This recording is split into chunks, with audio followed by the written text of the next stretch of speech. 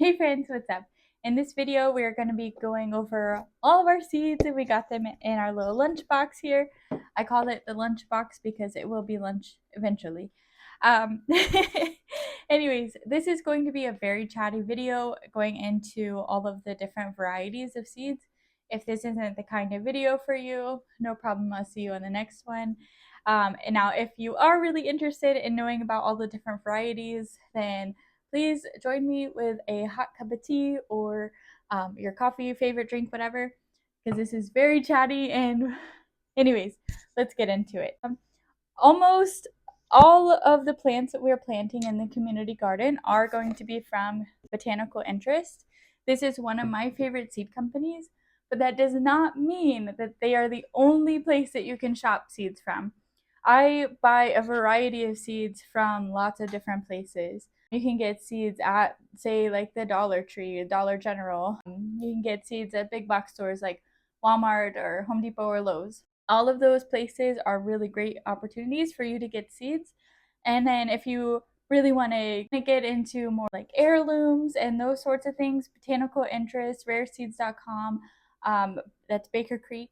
They have wonderful seeds. Now, if you want to get into like the really strange and rare varieties like tomatoes, Wild Boar Farms is a really good option for that. It's a really great opportunity to find some really unique seeds, but I'll leave all the links down below for you. That way you can go ahead and figure out where you want to buy your seeds from. And sometimes whenever you get seeds and you start them and you don't get a good germination rate, that doesn't necessarily mean that the seeds were bad. It might be user error.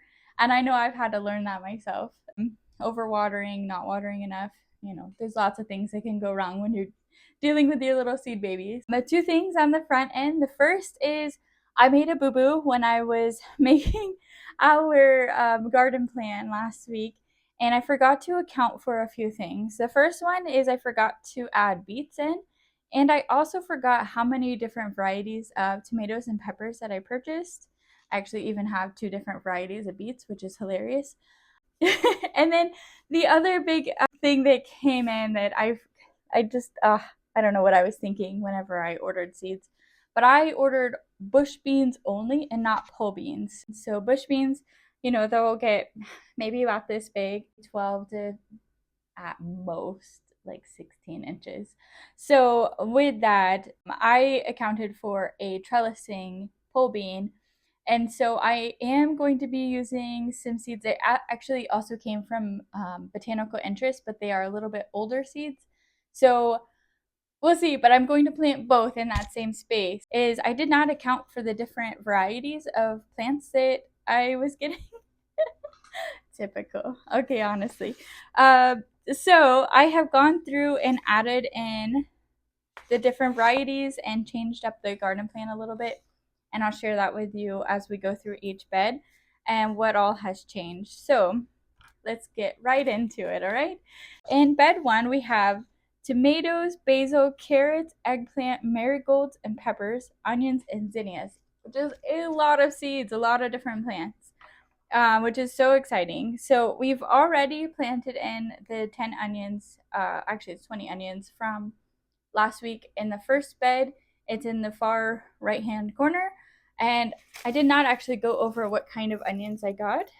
So these are Colorado onion sets, 40 bulbs in here, and I believe they were, I want to say $8. I don't remember. I'll pop it up. Anyways, these are the onion sets that I had purchased, and I had already gone ahead and planted 20. And then whenever I was doing the video, I said that I was going to add some onions in later in another bed. I may not be able to do that now. We'll see what happens. So we've already done the onions. And then the next thing we're going to be adding into this bed is some basil. The basil that I got is called Everleaf Emerald Towers. These are really beautiful, and they like full sun and part shade, which is perfect for that garden that we have growing. And they do not flower until late in the season, which is really good. Because basil, actually, when it starts to flower, it gets a little bitter and it doesn't taste as well. So if you want to get the most out of your basil, if you see flowers, you actually just rip them right off. And if you're like me, you just kind of toss them in the garden, and then you have basil ever growing in your garden.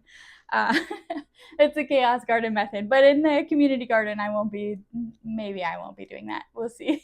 I have to remind myself.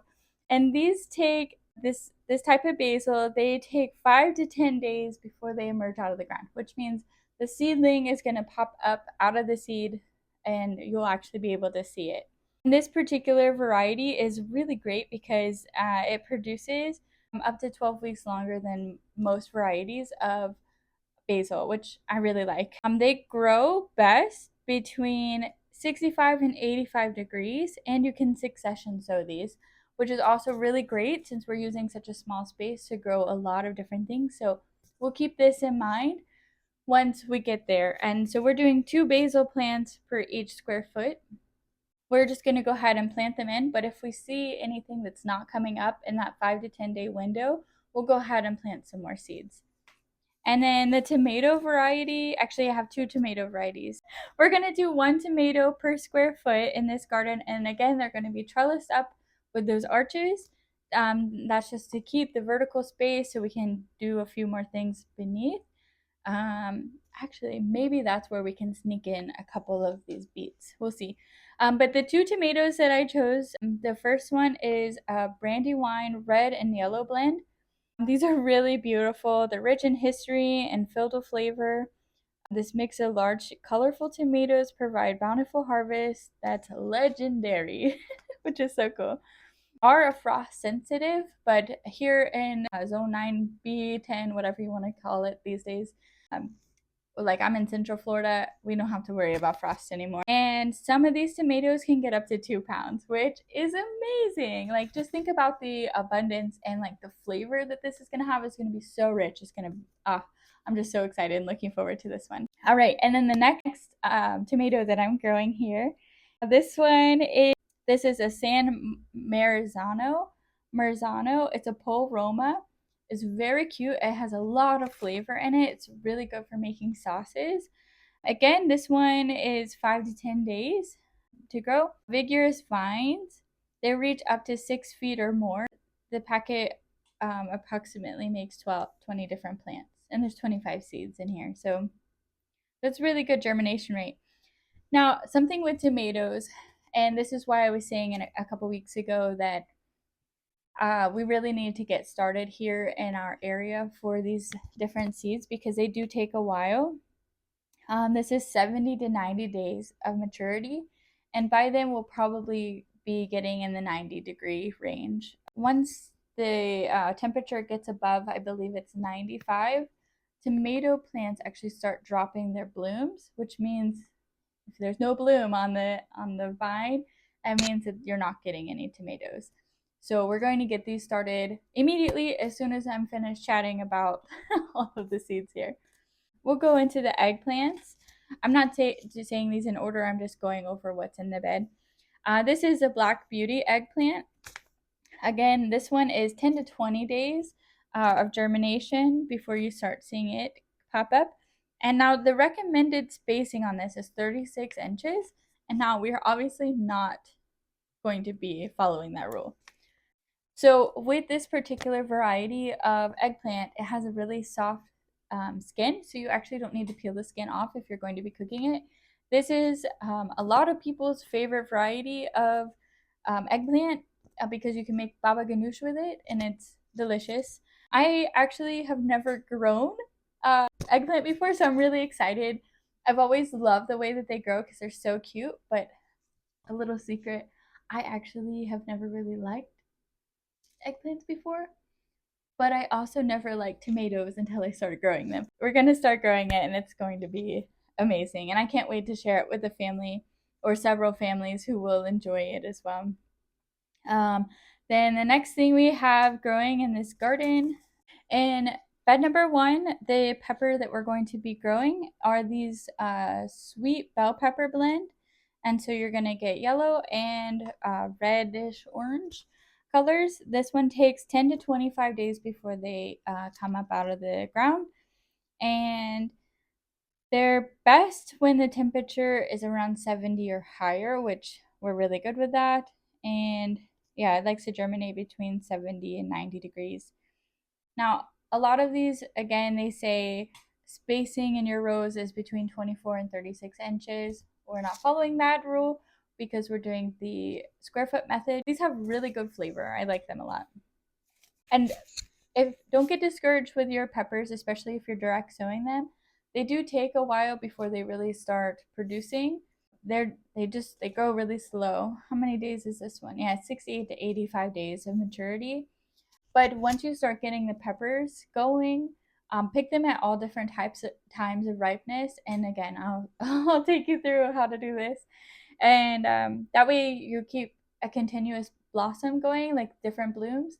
That way the plant doesn't think that it's done producing. Because if you just let the whole thing go and you get all of these red peppers, and instead of picking them when they're yellow, then they may actually just stop producing altogether. So you really want to pick them regularly. And then let's see here. Let's go into carrots. Now, I have two different varieties of carrots again. I'm so sorry, everyone. You definitely can grow one variety, but of everything and just do multiples throughout your garden. Now, I am a stink because I like to grow lots of different varieties. It helps just in case like one gets diseased or bugs attack it or whatever, you still might have a backup crop somewhere else. So the two varieties that I have are Carnival Blend, and I also have Shin Kuroda.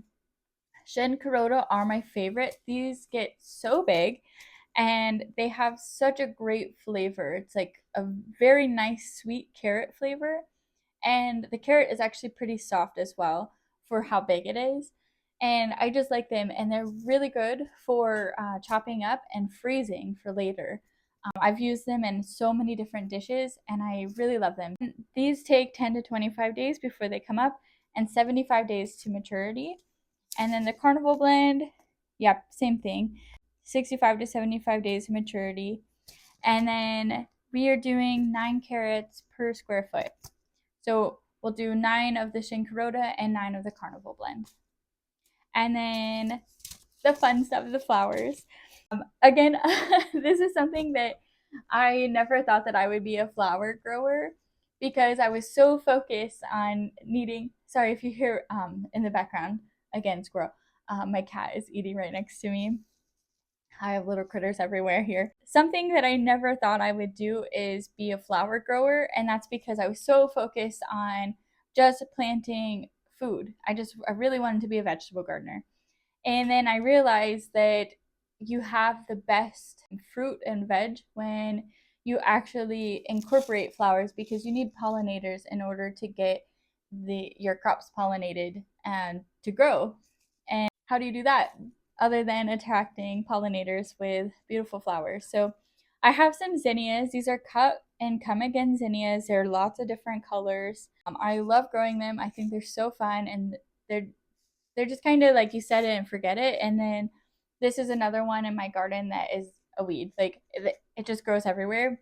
And that's because whenever they get dry, that's actually where their seeds are. And so I just take that flower head, like deadheading, and then I just kind of sprinkle it around my garden and just let the wind take it. So I'm actually helping myself in the long run, because if I am a little slow like I am right now with planting, I already have stuff out there growing, which is great. And then the next thing is this marigold. This is a Kilimanjaro white. It's an African marigold. I've only grown the yellow and orange ones before, so this is going to be so pretty.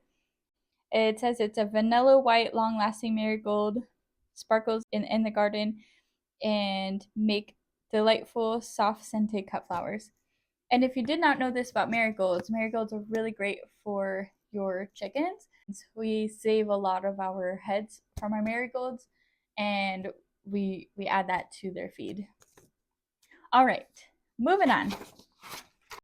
Now here in bed 2, like I was saying previously, I I made a mistake and ordered bush beans instead of pole beans. It happens. Now I did go ahead and seed share with one of my girlfriends. The seeds are a little bit older, but they are also from botanical interest. These are going to be yard-long beans that we're going to grow. And then the bush variety that we're going to grow is called Contender.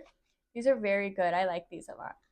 I have not exactly figured out where the bush beans are going to go in this bed, but we do have a few empty spaces, and so I think I'm just going to pop them there. So that's 3. And bush beans grow to be about 12-ish inches. I've seen them get a little bit taller than that, but not by much. So this would actually be really good if you're growing in a container. And I think here we're probably going to grow, I think we can get away with 2 bush beans per square foot. What does it actually say here? 24 inches. I don't think so. Oh, 1 seed every 4 inches. Oh. So let's do let's try what is the math on that? You don't do math in public. Let's do 3 bush beans per square foot. 3, 3, 3. Okay, cool. So we're going to do our pole bean varieties. We're doing 3 of those, 1 per square foot. I actually think we can get away with maybe 2 per square foot because everything's going vertical. We have the Contender bush bean and then the yard-long beans that we're going to be growing. I'll set these over to the side. I'm going to mix them all in here. And then these sunflowers that I have decided to grow for this garden are these dwarfed teddy bears. These are really poofy and they're so cute. I think that these will be great. They're going to get 24 to 36 inches tall. And I decided to go with a smaller variety versus a larger variety because this particular garden already has a lot of shade in it. And I don't want to shade out anything growing here because my 4 beds for this particular garden are facing north. And right now the sun is still like southeast. We're not fully into spring yet. And there's a lot of oak trees around and it blocks a lot of sun throughout the day. So I went with a smaller variety because of that. Again, like with your own garden, figure out what works best for you. Now, you can grow a large variety of sunflower and then put a pole bean at the base of it, and the pole bean will actually climb it without harming the sunflower. For this particular garden experiment, we're not going to do that unless it just happens naturally, like we're not paying attention or something. That's okay, that happens too. So I know I said here I'm doing 1 sunflower per square foot. That's probably going to be like several accidental seeds will go there, like 3 or 4 throughout there because these are a little bit smaller. It's up to you how you want to do that. When the square foot gardening method, I just like to cram as much in there as I possibly can. Maybe I'll do 2. We'll see. And then the next plant we're going to be doing in row 2 is going to be these black-eyed Susans. Now, these are really cool flowers. They also kind of look like a sunflower, but the leaves on them are kind of hairy, like a really soft fuzz, and they really attract a lot of pollinators. So I'm looking forward to that. Again, these are 24 to 36 inches tall, and they bloom pretty much all summer. And these are also drought tolerant, which is wonderful news just in case we go through a drought and maybe I get sick or something and we're not able to get out to the garden. I do have friends in the area, so if something does happen to me, they can get to the garden. All right, and then the next variety of plant that we're going to be doing in this particular garden is borage. Borage is really cool. It's a cluster of sparkling blue flowers. They look like stars and they are edible. They're great for salads, and you can actually put them in like put them on a cake or any type of pastries.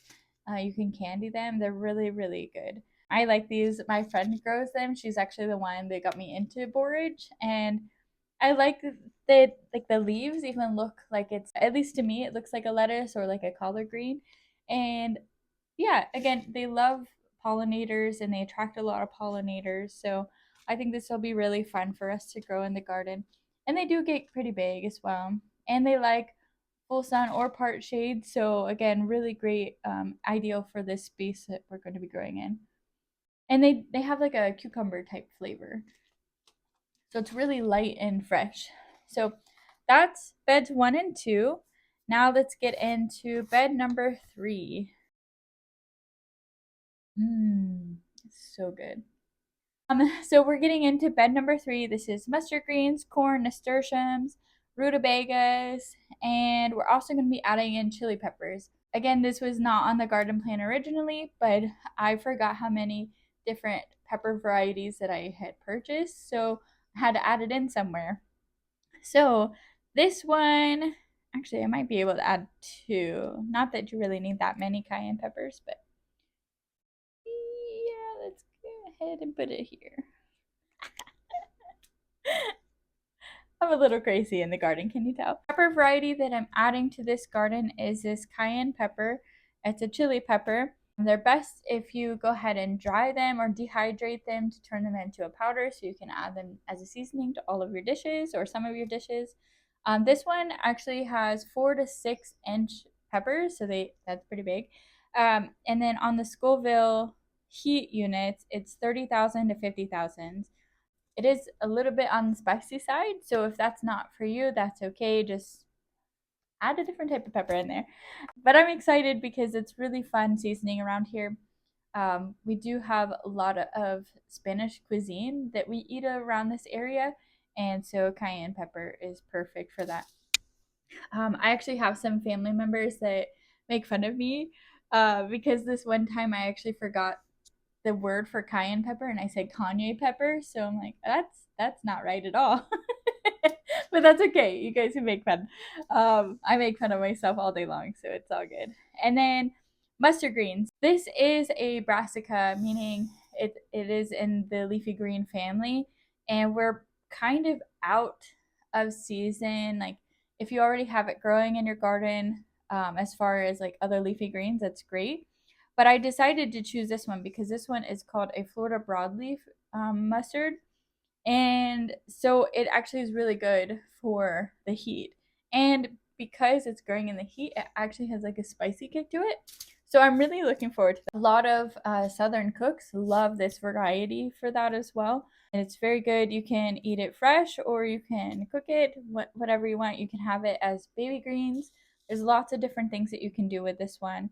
And we're going to be planting this 4 per square foot. Then the corn variety that I chose is actually this is called the Martian Jewel. It's a sweet corn.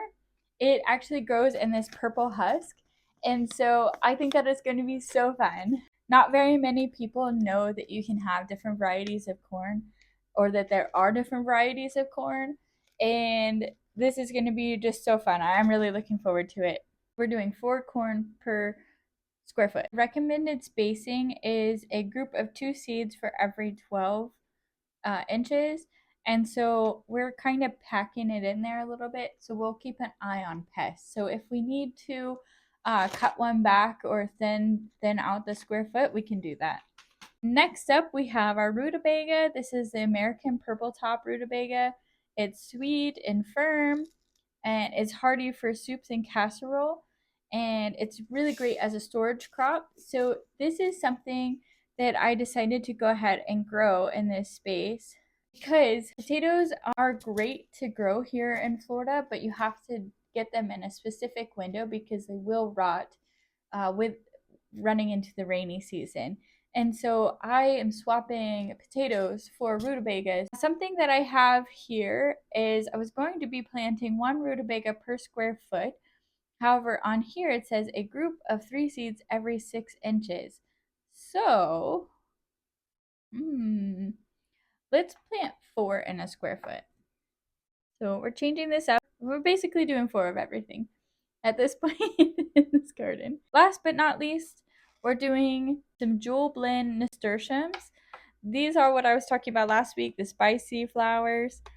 Do hanging baskets with these. There's lots of different things that you can do. This is a really good variety because it is also really great in our zone, like 10 and warmer, become actually perennials. And these are kind of a smaller version of nasturtiums. And again, we're not allowed to have anything growing outside of the garden space in this particular garden. And so we have them on the trellis sides. So just in case they do get a little out of hand, we can go up with them. And yeah, that's everything that's going in bed number 3. All right, let's go bed number 4. Okay, let's get into bed number 4. We're starting out with our okra. This is Clemson Spineless 80, and we're going to do 1 per square foot. However, I think I'm going to sneak in a third one on the line of the square foot because the recommended spacing is 3 every 18 inches, and so with 2 square feet is 24 inches, so we're gonna wing it. If it starts getting too crazy, we can always just prune it back. Next up, we're doing Cosmos. This is the candy stripe Cosmos. They're really pretty. They're really unique flowers. Again, they're drought tolerant. So in case it decides we're going to be in a drought this year and I can't get out to the garden fast enough to get it watered, like this is going to be great out there. And this one says a group of 3 seeds for every 12 inches. And so I think we're just going to plant them, like kind of sprinkle a few seeds around. What we're adding to this garden that we did not have before is beets. And I have 2 different varieties. I have an early wander beet and a Detroit dark red. I've grown both of these in my garden and they are really great because you can use the leafy green part in smoothies and such. And then again, like you can do anything with the beets. So they're really great for juicing. I really like adding, I make like an adrenal cocktail with beets. And so I use a coconut water with some Redmond salt in there as an electrolyte. And I add in beets and then I'll add in some ginger as well. And then occasionally I'll add some type of citrus. We're gonna put 10 beets per square foot on that side. And then we have verbena, which is a beautiful flower. And again, it's to attract pollinators. I think that that's going to be a really fun flower to grow. They grow in clustered purple flowers and they get pretty tall. And you can use it as a cutting flower. So we can mix these with some of the zinnias from bed 1. We're going to do 2 per square foot and all down row number 3 that grows. That'll be my first time growing that flower. And then next up, this is one that we just added. Actually, no, I think I have peppers in here. This is going to be the Ancho Poblano. I'm really excited. This is a mildly hot pepper. And they do get pretty big, so we're only doing 1 pepper per square foot. And then again, we're going to be using the trellis. Peppers don't exactly need a trellis, but they do get heavy and their branches fall. And so I'm just being proactive about our space and not having anything fall into the onto the ground and just going up. And so it'll probably be like a zip tie type situation where we're just holding it up so it doesn't fall down when it does start getting heavy. And then our next thing that we are going to be adding in 10 onions. So we're going to add 10 more of these onions. So we'll do pepper, pepper, and then 10 more onions. And then we're doing a beefsteak tomato. Classic. Classic tomato. Beefsteak tomatoes, if you're not familiar with them, they are a slicer. They are absolutely delicious. They have like a really meaty flavor. And I genuinely enjoy these with like a little bit of salt. Yeah, we're only going to be planting 1 of these because they are going to be pretty prolific. These will get a couple of pounds each, like 1 to 2 pounds. Some I've even seen a little bit bigger than that. So I'm really looking forward to seeing these huge slicers in the garden. All of the food that I'm growing here is going to be donated to multiple different families in my community. And that's because I have plenty growing in my own backyard. This community garden is literally for the community. And it's just a passion project of mine that I'm just so excited to share with you all and to have the space to do it. I'm participating in community in multiple different ways here. I'm adding a community online, I'm adding a community in person at the garden, and then I'm also feeding the community. So it's really it's an interesting project that I'm doing, and I'm really looking forward to it. All right, thank you all so much for watching this video. If you have questions about any of the different varieties that I have here, or if you're just excited, please let me know what you're growing right now and what you're starting from seed. And let me know if you want to see like how to start seeds. All of these are going to be direct sown into the garden because, again, like I said multiple times, we're a little late this year. This weekend is March 1st, so I have to get this stuff in the ground like right away. Next video will be actually out in the garden planting together.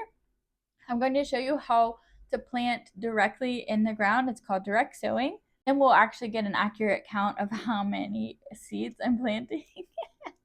I'm laughing because I'm notorious for just chaos gardening and just planting as many things as possible everywhere.